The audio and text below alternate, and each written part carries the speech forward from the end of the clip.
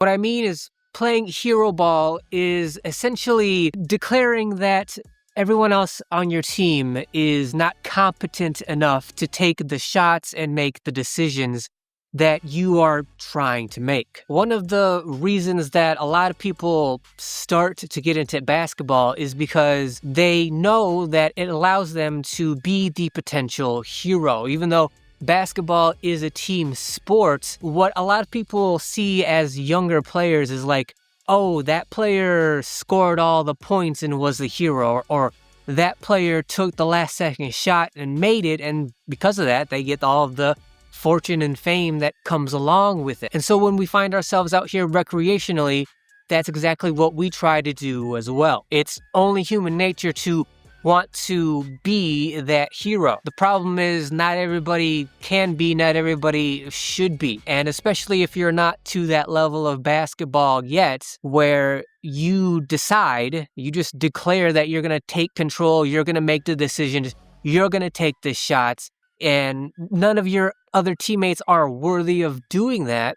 When you're trying to build your reputation out here, that can very much hurt your progress. Because we all know players love playing with the glue guy, the guy that does all the small things, all the stuff that brings the team together, all the dirty work that the teams needs. Like, everybody knows, like, everybody loves the glue guy, but nobody wants to be the glue guy. Everybody wants to be the superstar go-to player, the hero immediately. But especially if you're not to that level consistently yet, the more you try to do that, the more you alienate yourself from your teammates, because you're declaring that not only are you better than them, but by default, you being better makes them incompetent. Not only that, but as you designate yourself the hero, that means that the defense, your opponents, can now key in on you. Meaning, if you're playing team ball and you're trying to beat the other team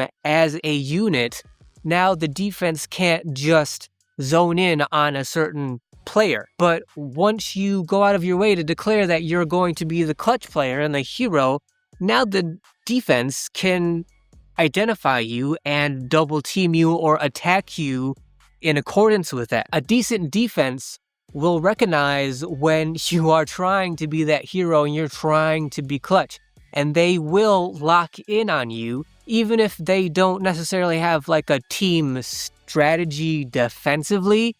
It's easy just to double team and try to trap who's ever obviously trying to be the hero for their team. When that happens, sure, you can try to break the double team yourself and do everything yourself, but that would be much more difficult to do than to just pass to your open teammate. But so many players are single-minded and small-minded to think like, you can't be a hero and you can't be clutch unless you're actually trying to score the basketball.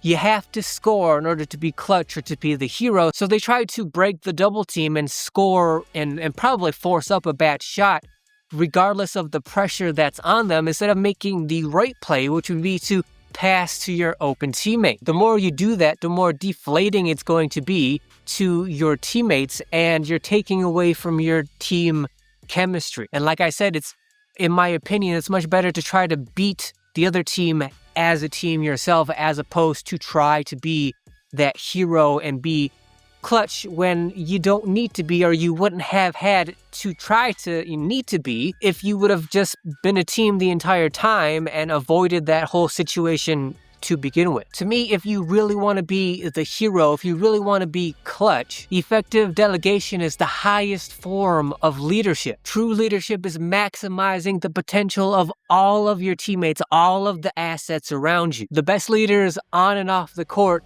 distribute decision-making and responsibility, making the whole team more resilient and harder to defend. One of the hallmarks to me as a hero kind of player, as a clutch player, is that you know the weapons you have around you, you know what they're capable of doing, and then you know how to use them when and where is most suitable to make use of them.